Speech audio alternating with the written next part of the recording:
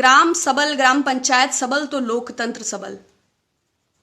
बिल्कुल सही बात है। 1959 में नेहरू जी ने इसी भावना को समझते हुए पंचायती राज व्यवस्था लागू की, जिसे 1993 में संवैधानिक दर्जा प्राप्त हुआ। लेकिन मोदी जी ने बताया कि 5-6 बरस पहले ऐसी कोई व्यवस्था नहीं थी। ये ब्रॉडबैंड से हमने जोड़ा है और इस व्यवस्था को मजबूत किया। जाहिर सी बात है, ब्रॉडबैंड और तकनीकी से जोड़ने, इंफॉर्मेशन टेक्नोलॉजी से जोड़ने का श्रेय भी किसी को जाता है। इसके अलावा 80% भाषण एज यूजुअल देवनागरी लिपि में था, दादी नानी के नुस्खे के साथ। उसकी भाषा और शब्दावली भी उसी प्रकार की थी। त्याग, संकल्प, शक्ति, एक रूपता, दुनिया हमें देख रही है, 2 गज का पालन, एज यूजुअल। मतलब आई डोंट थिंक कि उसमें बहुत ज़्यादा कंटेंट था। जो रेस्ट ऑफ द इम्पॉर्टेंट चीज़ें हैं, I would like to discuss it. तो द वेरी फर्स्ट थिंग, उन्होंने 2 ऐप्स का जिक्र किया, जो ई ग्राम स्वराज ऐप, इसके माध्यम से ग्राम पंचायतों को सबल करना, पारदर्शिता इत्यादि। दूसरा, उन्होंने स्वामित्व कोई बताया उन्होंने कि ड्रोन के माध्यम से मैपिंग होगी और स्वामित्व प्राप्त होगा। हमारे पास चकबंदी की व्यवस्था पहले है। अगर हम एक निर्धारित शुल्क जमा करते हैं तो पैमाइश होती है, लेकिन खैर ये थोड़ा सुनने में ग्लैमरस है as per drone and all. लेकिन जहाँ तक पारदर्शिता की बात है, ग्रामीण की जो मुख्य समस्याओं को मैं समझ रही थी कि वो जिक्र करेंगे, तो उसमें अशिक्षा या भुखमरी या ग्रामीणों का पलायन या किसानों की आत्महत्याएं या राशन वितरण में होने वाली धांधली, या अभी जो गेहूं की खरीद का मूल्य निर्धारित हुआ है उससे जो 150-200 रुपए कम किसानों को प्राप्त हो रहा है, या जो 100 कुंटल से ज़्यादा गेहूं बेचना चाह रहे हैं उनके लिए जो ऑनलाइन पंजीकरण की व्यवस्था है, उससे संबंधित कोई बात नहीं हो पाई। और भी जो गांव की तमाम अन्य समस्याएं हैं, जैसे सरकारी योजनाओं तो गांव के पास बहुत पहले से हैं, मगर उन योजनाओं को अवेल करने के लिए ग्रामीण स्तर पर जो दलाल सक्रिय हैं, उससे जुड़ी भी कोई बात नहीं हुई। जो वर्तमान सत्र चालू पेराई 12,000 करोड़, कल गांव कनेक्शन की रिपोर्ट है, उसके मुताबिक 12,000 करोड़ जो गन्ना का भुगतान बकाया है, उससे संबंधित भी कोई बात नहीं हुई। बाकी छुआछूत, सांप्रदायिकता और स्वास्थ्य सेवाएं इत्यादि बहुत सारे विषय थे। लेकिन खैर, ये ड्रोन और जो ई ग्राम ऐप, तो ठीक है, गूगल प्ले स्टोर से कोई ऐसा ऐप भी बनाना चाहिए जिससे डाउनलोड करते ही रोटियां प्राप्त हो जाएं। क्योंकि मैं जो देख पा रही हूँ, 2,40,000 ग्राम पंचायतें भारत में हैं, जिसमें 70% आबादी निवास करती है।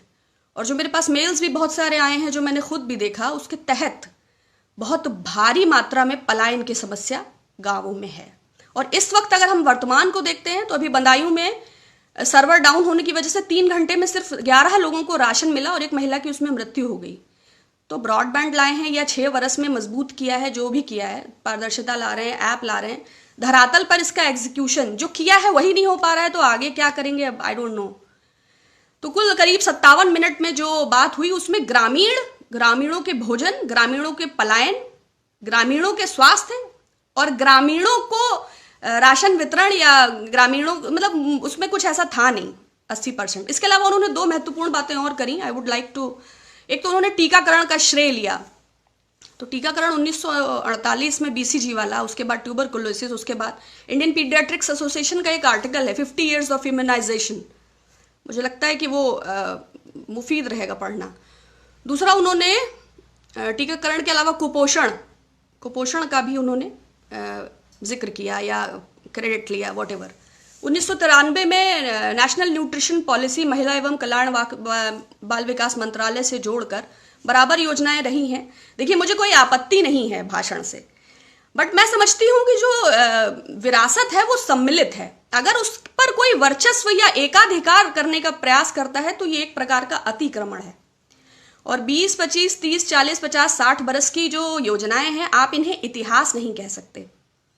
तो ठीक है, 2014 के बाद बहुत तरक्की हुई है, योजनाओं के नाम बदले गए हैं, लेकिन मैं समझती हूँ कि ग्रामीण पंचायती राज दिवस पर नहीं श्रेय देना चाहिए था, तो कम से कम सत्य तो कहना चाहिए था।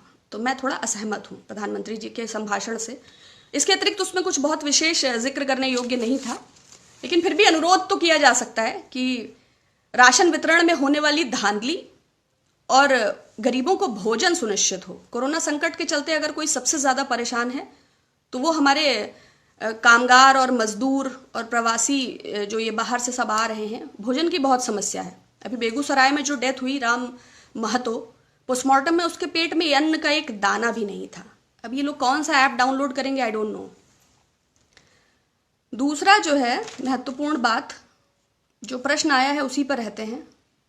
दूसरा, सब लोगों ने बहुत आग्रह किया है, पत्रकारिता जगत के हमारे दीपक कलाल, माननीय आदरणीय श्री अर्नब गोस्वामी जी, तो गूगल के प्राप्त जानकारी के आधार पर 2017 में उन्होंने एक चैनल बनाया है। राजीव चंद्रशेखर कर कोई भाजपा के सांसद हैं, उनका वो चैनल है, नाम रिपब्लिक टीवी है, हालांकि नाम तो नहीं सही है, अल जजीरा होना चाहिए था। नहीं, माचिस के डिबिया में इतना शोर। तो बहुत, उनका कहना है कि वो बहुत प्रख्यात पत्रकार हैं, उनका प्राइम टाइम शो है, उनकी बात का बहुत वजन है। तो पिछले 6 महीनों के मैंने उनके डिबेट्स को एक मोटा मोटा एनालाइज किया, तो वो सिटीजनशिप अमेंडमेंट एक्ट और एनआरसी और तबलीगी जमात और पालघर लिंचिंग और 370, मतलब सांप्रदायिक भावनाओं के इर्द गिर्द ही उनके थे। उनका कोई भी डिबेट जीडीपी या अर्थव्यवस्था या युवाओं के रोजगार या महिलाओं की सुरक्षा या धरातल पर मुद्दे या बदहाल स्वास्थ्य सेवाएं या कोरोना की जांचें या पीपी किट्स या वेंटिलेटर, ऐसी किसी भी विषय पर उनका कोई डिबेट मुझे नहीं प्राप्त हुआ 6 महीने के आधार पर। लेकिन वो कहते हैं कि वो बड़े पत्रकार हैं। दूसरा, मैंने उनका पिछले 12-15 दिनों का उनकी व्यूअरशिप को ऑब्जर्व किया। रिपब्लिक टीवी जो वो उनका प्राइम टाइम डिबेट है, सेल्फ प्रोक्लेम्ड, तो 44,000, 40,000, 55,000, 48,000 लोग लगभग उन्हें प्रतिदिन देखते हैं। सो 135 करोड़ के देश में अगर 44 से 55,000, 65,000 लोग कोई डिबेट डेली देखते हैं, तो इसका तात्पर्य हुआ कि 0.0037% जो है वो उनका दर्शक वर्ग है। 0.0037%, इतना विराट दर्शक वर्ग जिस पत्रकार का है, उस पत्रकार पर हमला, तो लोकतंत्र पे हमला है। सरकार को इसे गंभीरता से लेना चाहिए। ये एनएसए अजीत डोभाल जी को देखना चाहिए, या लश्कर तैयबा या हिजबुल मुजाहिदीन की कोई साजिश हो सकती है, और उनकी वाई श्रेणी की सुरक्षा को बढ़ाकर Z+ कर देना चाहिए। क्योंकि वाई श्रेणी आप समझते हैं ना, जो कपिल मिश्रा को मिली थी दिल्ली के दंगों में, हाँ, तो वो धरती पे दंगा करते हैं, ये हवा में दंगा करते हैं। मगर इनके चेहरे पे बहुत भय दिख रहा था। जो वीडियो उन्होंने बताया कि जो है वाई श्रेणी वालों ने रोका, 2 लड़के बाइक से थे, वो किस संगठन से जुड़े हैं, उनको किस पार्टी की अध्यक्षा ने भेजा है, ये बताने के लिए वो रुके, उसके बाद वो चले गए। जो लोग दिन भर लोगों की भीड़ में भय पैदा करते हैं, उन लोगों के लिए, जो सब्जी बेचते हैं, जो कारीगर हैं, जो बुनकर हैं, जो श्रमिक हैं, जो छोटे छोटे उद्योगों में काम करते हैं, जिन्हें भीड़ से मारे जाने का खतरा है, और जो समाज में इस जहर को बोते हैं, जिनके पास Y+ की सुरक्षा है, उनको इतना डर। आपको क्या डर है? आपको बिल्कुल नहीं डरना चाहिए। लेकिन फिर भी सरकार को इनकी सुरक्षा गंभीरता से लेनी चाहिए, क्योंकि इनकी कितनी प्रतिष्ठा है, 0.0037%। इससे ज़्यादा तो हमारा खेसारी लाल पॉपुलर है। निरहुआ बहुत बड़ा सुपरस्टार है, तो क्या अमिताभ बच्चन हो जाएगा? सपना चौधरी जी लोक नृत्यांगना है। नोरा फतेही का अपना एक क्लाइंटेल है। तो there is a basic class difference between the people. तो जो टिप्पणी उन्होंने जिस पर की, उस पर मैं कोई टिप्पणी नहीं करूंगी, क्योंकि उससे योग्य ये व्यक्ति नहीं है कि समकक्ष रह के उस टिप्पणी का कोई बचाव किया जाए। हाँ, मेरे लिए एक चिंता है। मुझे ये चिंता है कि हम लोग मेहनत करते हैं, महिला हैं, काम करते हैं, तो एक ऐसी महिला जो 52 वर्ष से भारत की बहू है। देखिए, हमारे हिंदू में अगर एक बार अग्नि के चारों तरफ सप्तपदी श्लोक के अंतर्गत हमने विवाह हो गया, तो फिर वो स्त्री अगर वामांग आ गई, तो फिर उसका कुल, उसका गोत्र, उसके धर्म, उसकी जाति पर उंगली उठा रहा है, तो फिर उसको तो पहले वो धर्म का अध्ययन करे। अगर कन्या एक बार वामांग हो गई, तो फिर वो पुरुष में समाहित है, वही उसकी पहचान है। दूसरी चीज, 2004 में फोर्ब्स मैगजीन ने उन्हें दुनिया की ताकतवर महिलाओं में शुमार किया। 2012 में टाइम मैगजीन ने उनको अपने मुखपत्र पे रखा। दुनिया की इन्फ्लुएंशियल महिलाएं जैसे मिशेल ओबामा, जैसे कोंडाजेला राइस, जैसे जर्मन चांसलर एंजेला मार्केल, ऐसे लोगों में जिस महिला का नाम रहा, जिसे दुनिया की पत्रकारिता ने, IT सेल ने नहीं, Sun, Daily Mirror, New York Times, Washington Post, Guardian, दुनिया की वैश्विक मीडिया जो प्रायोजित नहीं होती है, उसने उन्हें संत कहा। जब प्रधानमंत्री पद का त्याग किया, क्योंकि कोई पुरुष तो प्रधानी नहीं छोड़ सकता है, प्रधानमंत्री पद तो बहुत बड़ा होता है, ये कोई महिला ही कर सकती है। तो वैश्विक मीडिया ने जिसे संत की उपाधि दी, अगर ऐसी महिला पर कोई ओछी 2% की, जिसकी व्यूअरशिप 0.0037% है, अगर इस टिप्पणी को करता है, तो ये मतलब ये हमारे लिए चिंता का विषय है कि हम लोग जो इतनी मेहनत करते हैं, कोई भी Tom Dick and Harry C grade cheap class का आदमी कभी भी उंगली उठा देगा तो ये आधी आबादी की अस्तित्व पर प्रश्न चिन्ह है कि दुनिया की ताकतवर महिलाओं में शुमार होने के बाद भी सस्ती मानसिकता के लोग आपके इर्द गिर्द, ऐसा तो ये बड़ा दुखद है। इससे ज़्यादा मैं इस पर कुछ नहीं कहना चाहूँगी। तीसरा जो है, बहुत ख़ास जो क्वेश्चंस आए हैं, बस मैंने वही इन्वॉल्व किए हैं। उनका डिबेट्स आप लोग मत देखिएगा। जैसे खिलाड़ियों का डोपिंग टेस्ट होता है ना, कि प्रतिरोधक दवाइयों का इस्तेमाल करते हैं, तो हमें लगता है उत्तेजक दवाइयों का इस्तेमाल करके जो है वो डिबेट करते हैं। लेकिन टीआरपी के लिए ऐसा होता है। आप जैसे देखिए, आईपीएल है, बहुत बड़ा इवेंट है, कोको, पेप्सी, वीवो उसको स्पॉन्सर करते हैं। बट जो देखिए सी ग्रेड आर्टिस्ट होते हैं, सपोज पूनम पांडे है, शर्लिन चोपड़ा है, राखी सावंत है, बहुत सारे ऐसे आर्टिस्ट होते हैं जो एक अनाउंसमेंट, कोई वल्गर अनाउंसमेंट कर देते हैं कि जो है अगर कोहली इतने छक्के मारेगा तो हम ऐसा करेंगे।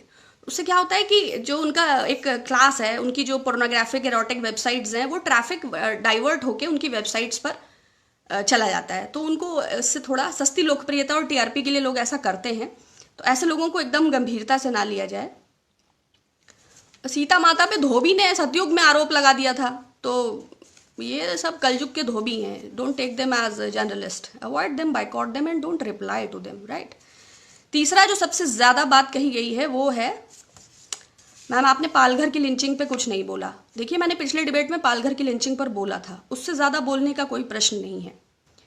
अभी 2018 में स्वामी सानंद सरस्वती जी की जो गंगा की अविरलता और गंगा के खनन पे काम कर रहे थे, लगातार उपवास पे थे, प्रधानमंत्री जी को तमाम पत्र लिखे थे उन्होंने, उनकी मृत्यु हुई।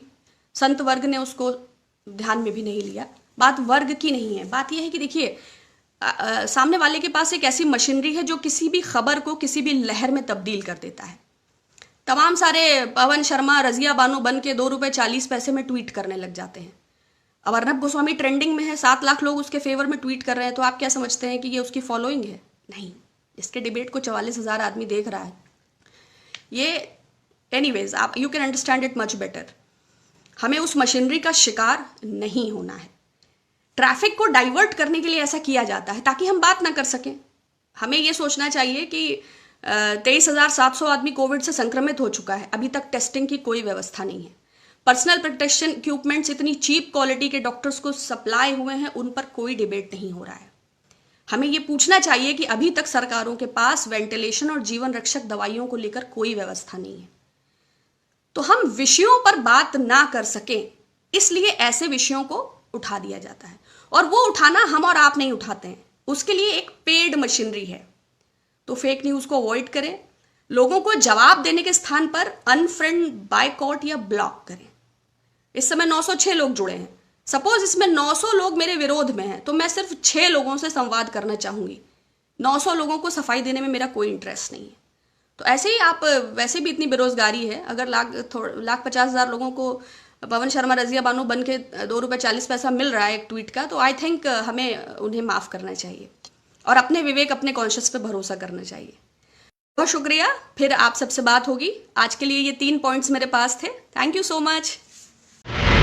अगर आपने अभी तक हमारा चैनल सब्सक्राइब नहीं किया है तो सब्सक्राइब करें और घंटी का बटन बिल्कुल भी दबाना ना भूलें, ताकि सभी लेटेस्ट खबरें पहुंच सकें आप पे सबसे पहले।